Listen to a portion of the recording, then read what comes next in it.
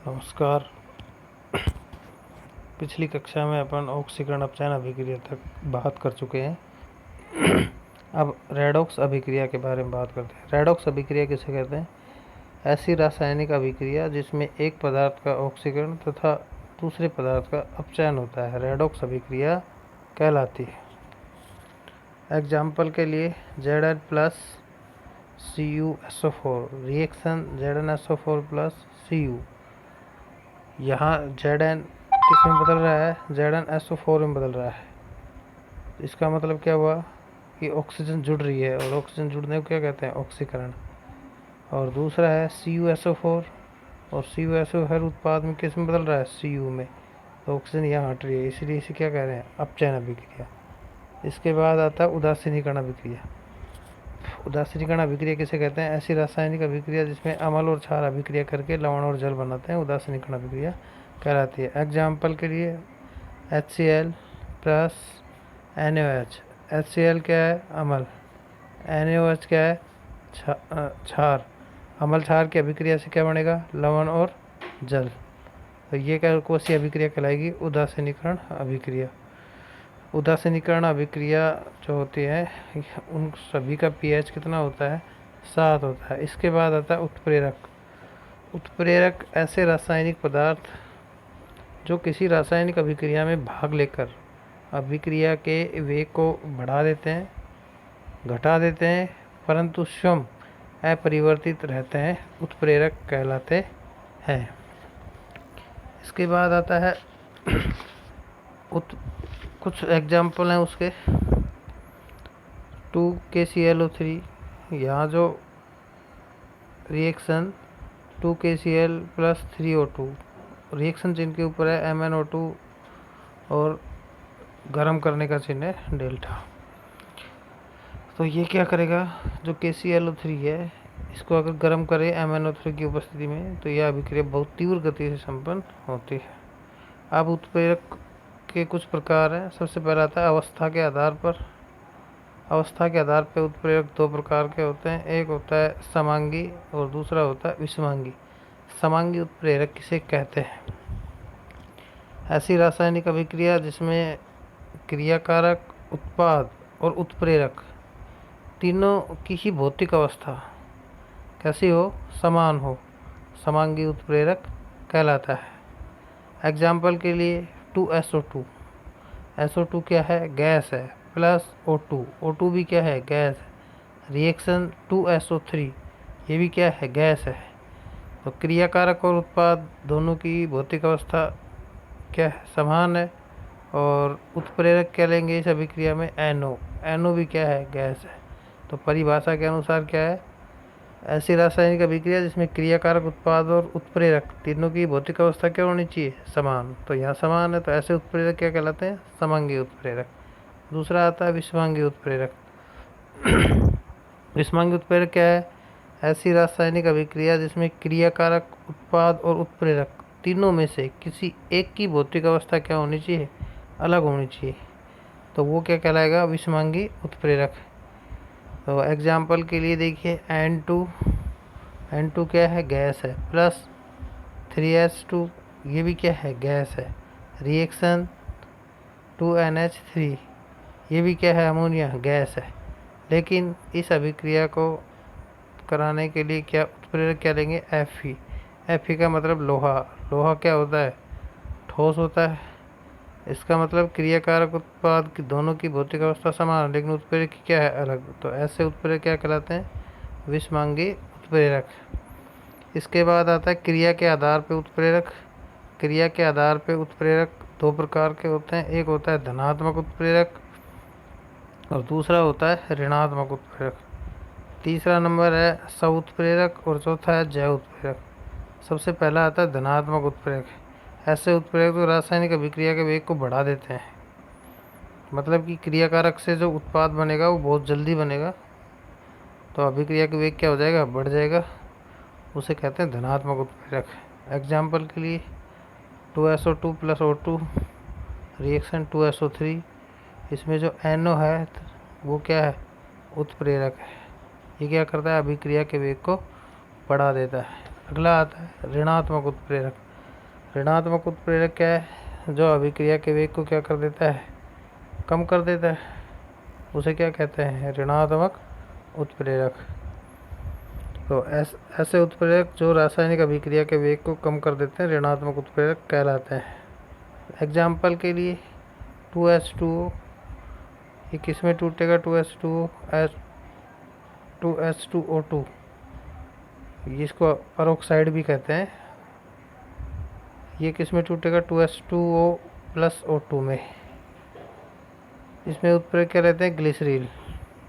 तो जो परोक्साइड है इससे जल बनने में बहुत लंबा समय लगता है, इसलिए ऐसे उत्प्रेरक क्या कहलाते हैं? ऋणात्मक उत्प्रेरक। अभिक्रिया का वेग क्या हो जाएगा? कम हो जाएगा इसमें। अगला आता है स्वतः उत्प्रेरक।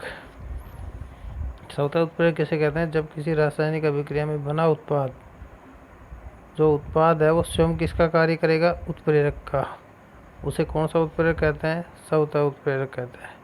एग्जाम्पल के लिए CH3 COOC2H5 plus H2O, reaction CH3 COOH plus C2H5। Acetic अम्ल और जल की अभिक्रिया है। तो इसमें जो एसिटिक अम्ल है वो क्या है? स्वतः उत्प्रेरक का कार्य करता है। अगला आता है जैव उत्प्रेरक। तो जैविक जो रासायनिक अभिक्रिया होती हैं उनमें कौन से उत्प्रेरक कार्य आते हैं? जैव उत्प्रेरक कार्य करते हैं। जैसे मानव के अंदर की बात करें तो यूरिया का निर्माण जो होता है उसमें जैव उत्प्रेरक कौन सा है? यूरिएज। तो देखिए वे पदार्थ जो जैव रासायनिक अभिक्रिया के वेग को बढ़ाते हैं जैव उत्प्रेरक कहलाते हैं।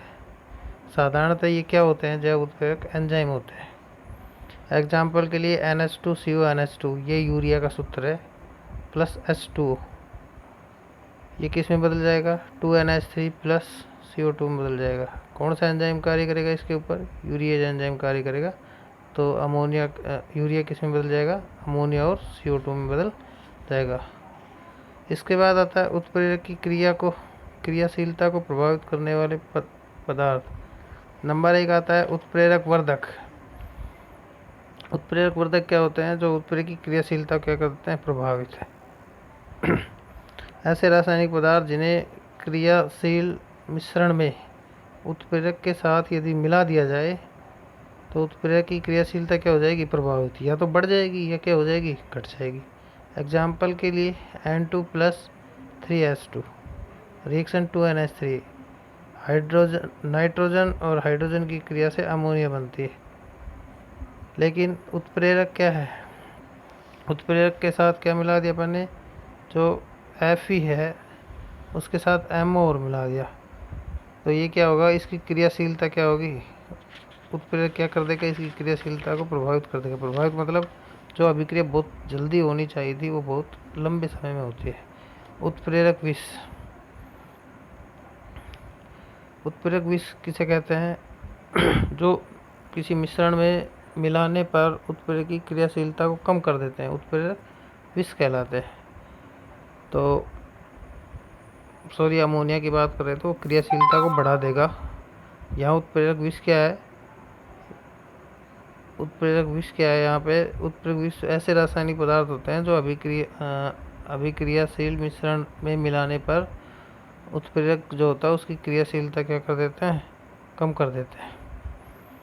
समझिए इसको। N2 प्लस 3H2, वही पहले वाली रिएक्शन है। रिएक्शन 2NH3, नाइट्रोजन और हाइड्रोजन की अभिक्रिया से क्या बनेगी? अमोनिया।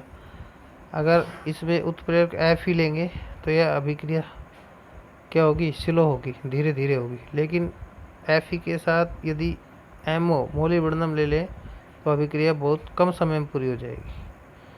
तो MO क्या करेगा? उत्प्रेरक की क्रियाशीलता क्या कर रहा है? बढ़ा रहा है। लेकिन Fe क्या करता है? क्रियाशीलता को कम कर देता है। इसलिए इसे उत्प्रेरक विष कहते हैं। उत्प्रेरक के गुण एवं विशेषता। उत्प्रेरक के क्या क्या गुण है? नंबर 1, उत्प्रेरक केवल रासायनिक अभिक्रियाओं के वेग में परिवर्तन के लिए उत्तरदायी होते हैं, लेकिन उनके संगठन व मात्रा में कोई परिवर्तन नहीं होता है। मान लीजिए कि अपने पास में ये अमोनिया वाली अभिक्रिया है, इसमें नाइट्रोजन अपन ने 10 ग्राम ली, हाइड्रोजन 10 ग्राम ली और अपने पास अमोनिया बनी 20 ग्राम। तो ये क्या है, जो उत्प्रेरक है ये ऐसा नहीं है कि ये नाइट्रोजन 10 ग्राम है उसकी मात्रा कम कर देगा, हाइड्रोजन की 10 ग्राम है उसकी मात्रा कम कर देगा, और जो अमोनिया बन रही है 20 ग्राम उसकी मात्रा कम कर देगा। ये क्या है कि सिर्फ क्रियाशीलता, उसके क्रियाशीलता और उसके संगठन को कोई प्रभावित नहीं करती, सिर्फ क्रियाशीलता वेग में परिवर्तन करते हैं उसके। दूसरा है, प्रत्येक अभिक्रिया के लिए एक विशिष्ट उत्प्रेरक आवश्यक है, अतः एक ही उत्प्रेरक सभी अभिक्रियाओं को प्रेरित नहीं कर सकता है। जो जितनी भी रिएक्शन होती हैं उन सब में एक ही उत्प्रेरक काम नहीं आता है, हर रिएक्शन के लिए अलग अलग उत्प्रेरक की आवश्यकता होती है। तो सेकंड वाला यही कह रहा है कि प्रत्येक अभिक्रिया के लिए एक विशिष्ट उत्प्रेरक आवश्यक है, अतः एक ही उत्प्रेरक सभी अभिक्रियाओं को उत्प्रेरित नहीं कर सकता है। थर्ड है, उत्प्रेरक अभिक्रिया को प्रारंभ नहीं करता बल्कि उसके वेग को बढ़ा देता है। उत्प्रेरक अभिक्रिया को प्रारंभ नहीं करता है लेकिन उसके वेग को क्या कर सकता है, बढ़ा सकता है और घटा सकता है। अगला है, उत्क्रमणीय अभिक्रियाओं में उत्प्रेरक अग्र व प्रति, अग्र मतलब क्रियाकारक से उत्पाद और उत्पाद से वापस क्रियाकारक के वेग को समान रूप से क्या करता है, प्रभावित करता है। नेक्स्ट है, उत्प्रेरक एक निश्चित ताप पर ही अत्यधिक क्रियाशील होते हैं तथा ताप परिवर्तन से उनकी क्रियाशीलता प्रभावित होती है। उत्प्रेरक एक निश्चित ताप पर कार्य करते हैं, अगर ताप को कम और ज़्यादा कर दिया जाएगा तो उसकी क्रियाशीलता जो कार्य क्षमता है वो क्या हो जाएगी, कम और ज़्यादा हो जाएगी। नेक्स्ट है, अभिक्रिया वेग वृद्धि के लिए मिश्रण में उत्प्रेरक की सूक्ष्म मात्रा ही पर्याप्त होती है। ऐसा नहीं है रिएक्शन में बहुत ज़्यादा उत्प्रेरक की आवश्यकता होती है, 1 किलो 2 किलो 5 किलो, ऐसा कुछ नहीं। सूक्ष्म मात्रा का मतलब बहुत कम मात्रा अगर लें उत्प्रेरक की तो वह भी अभिक्रिया के वेग को क्या कर सकती है, परिवर्तित कर सकती है। इसके बाद नेक्स्ट टॉपिक है अपना रासायनिक समीकरण की विशेषता। जो रासायनिक समीकरण है उसकी क्या क्या विशेषता होती है, तो नंबर 1, क्रियाकारक व उत्पाद के बारे में संपूर्ण जानकारी मिलती है। जो क्रियाकारक है वो कैसी अवस्था में है, कितनी मात्रा में लिया जाता है, इन सब की जानकारी प्राप्त होती है। दूसरा है, पदार्थों की भौतिक अवस्था की जानकारी प्राप्त होती है। मैंने अभी बताया ना, ठोस है, द्रव है, गैस है या जलीय विलयन है, उसकी भौतिक अवस्था के बारे में पता चलता है। थर्ड है, रासायनिक समीकरण के लिए आवश्यक जानकारी जैसे ताप, दाब आदि के बारे में ज्ञात होती है। कितना ताप चाहिए किसी अभिक्रिया के लिए, कितना दाब चाहिए, कि कौन सा उत्प्रेरक उस अभिक्रिया को प्रारंभ करेगा, कौन सा उसके वेग को कम करेगा, इन सब की जानकारी प्राप्त होती है। अभिक्रिया ऊष्मा छिपी व ऊष्मा शोषी का भी स्पष्ट पता चलता है। अभिक्रिया ऊष्मा शोषी है या ऊष्मा छिपी, इसका भी उसमें पता चल जाता है। समीकरण में उत्क्रमणीयता की भी जानकारी प्राप्त होती है कि रिएक्शन जो लिख रहे हैं अपन, जो कर रहे हैं वो उत्क्रमणीय या अनुत्क्रमणीय, इसकी जानकारी भी प्राप्त हो जाती है। इसके बाद आता है रासायनिक समीकरण की सीमाएं। रासायनिक अभिक्रिया की पूर्णता की जानकारी नहीं देता है। जो रासायनिक समीकरण है वो रासायनिक समीकरण पूरी हुई या नहीं हुई इसकी जानकारी नहीं देता है। दूसरा है, क्रियाकारक व उत्पाद की सांद्रता के बारे में कुछ भी स्पष्ट नहीं कर पाता है। जो समीकरण है अपन ने जो करा रहे हैं रिएक्शन, उसमें कितनी मात्रा ली है, 1 ग्राम 2 ग्राम, इसकी भी समीकरण जानकारी नहीं देती है। और रिएक्शन जो करवा रहा है उसको पता होता है कि अपन कितना केमिकल इसमें ले रहे हैं, कितने में जो क्रिया करा रहे हैं। Thank you. ये रासायनिक समीकरण वाला लेसन पूरा हो गया। आगे अगले चैप्टर की बात करेंगे। धन्यवाद।